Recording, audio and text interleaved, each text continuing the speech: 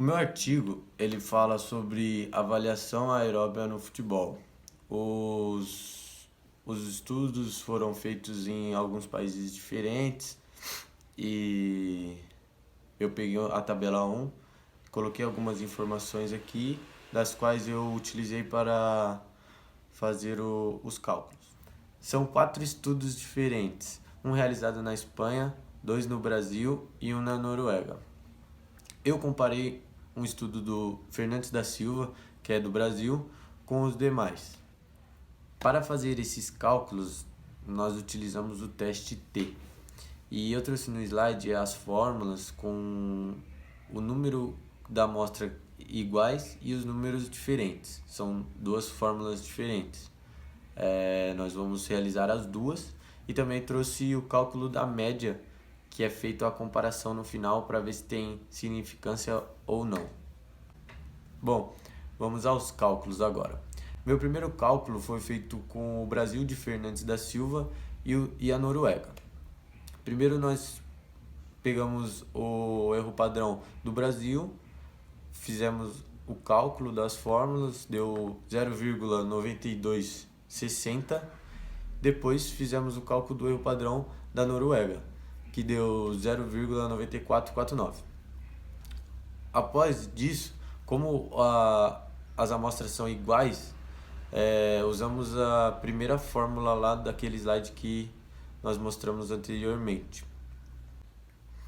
Depois disso, nós jogamos em outra fórmula esses resultados encontrados para descobrir o erro padrão, que deu 1,3152.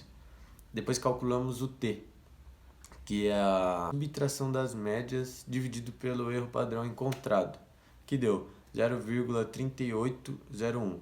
Esse é o nosso T calculado.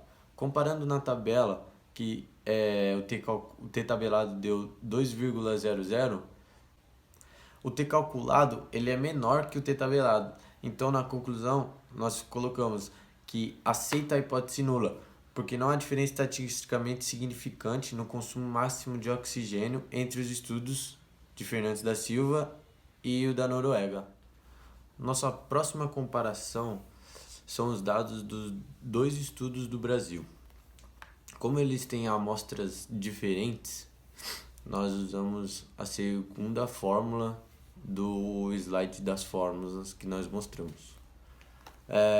Calculando o erro padrão, deu 1,4553. Esse resultado nós usamos para fazer o cálculo do T. Então, com a subtração das médias, nós colocamos esse número para calcular o T, como fizemos na comparação anterior. E calculando o T, deu 2,886, sendo que o T tabelado é 2,000. Então, concluímos que nós temos que rejeitar a hipótese nula, porque o consumo máximo de oxigênio dos estudos, eles diferem significantemente.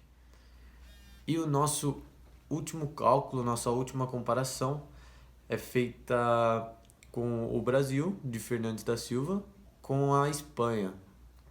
Então, jogamos nas fórmulas os números dos estudos e calculamos o erro padrão. O resultado do erro padrão deu 1,9385.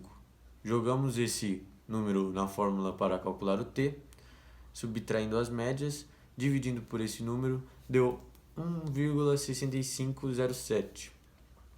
Esse resultado é o nosso T calculado, sendo ele menor que o T tabelado, que também foi 2,000.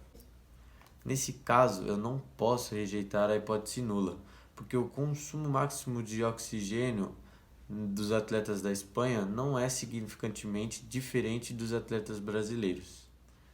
Depois de ter feito todos esses cálculos e todas essas comparações, na minha opinião, o único que houve uma diferença foi os cálculos entre os 2 estudos brasileiros.